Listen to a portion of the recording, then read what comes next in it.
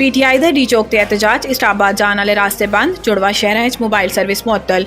तर्जुमान Islamabad police का कहना है कि इस्लामाबाद की दफा 144 नाफिज है। पुलिस आवाम की जानो माल के तहफुज लई हर वक्त मसरूफ अमल है। शहरियों ने गुजारिश है कि किसी गैर कानूनी अमल का हिस्सा ना बनन। इस्लामाबाद ते रावलपिंडी मोबाइल फोन सर्विस मुअत्तल है तो सिक्योरिटी हाई अलर्ट। जुड़वा शहर नूं मिलान वाले तमाम रास्ते बंद कर दिए गए। फैजाबाद पुल ते डबल एयर कंटेनर रख दिए गए ने, जबकि इस्लामाबाद एक्सप्रेस वे नूं भी मुख्तलिफ मकामात तो सील कर दिया गया।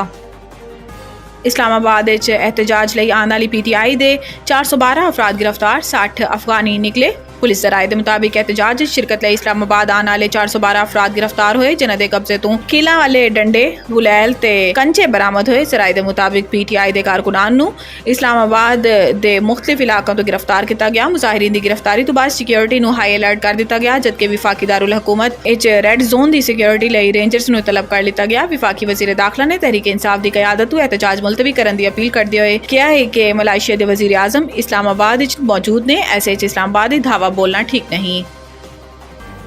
सुप्रीम कोर्ट के बाहर एहतजाज, बैरिस्टर गौहर समेत 20 वकला के खिलाफ मुकदमा दर्ज।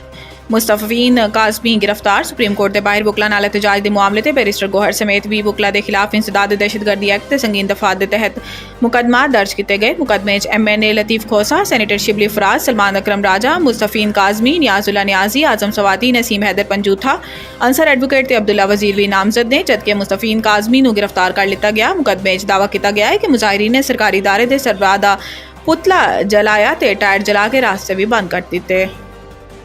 आर्मी चीफ तो मलेशियन वज़ीर आज़म की मुलाकात। अनवर इब्राहिम ने पाक फौज की पेशावराना महारत सराहा। पाक फौज के शोबा तालुकात आमा ISPR के मुताबिक आर्मी चीफ ते मलेशियन वज़ीर आज़म की मुलाकात दो तरफा स्ट्रैटेजिक इंटरस्ट, इलाकाई सलामती ते दिफाई ताउन ते तबादला ख्याल किया गया, जबकि इस दौरान पाकिस्तान मलेशिया दो तरफा तालुकात बिलखसूस फौजी तालुकात बदान की जरूरत पर जोर दिया गया। ISPR का दसना है कि मलेशिया के वज़ीर आज़म ने इलाकाई अमन इस्तेहकाम अफवाज पाकिस्तान के करदार, दहशतगर्दी तो जंग ते भी पाकिस्तानी कौम नूं पेशावराना महारत सराहा ते दहशतगर्दी तो जंग पाक फौज की कुर्बानियां का एतराफ़ किया।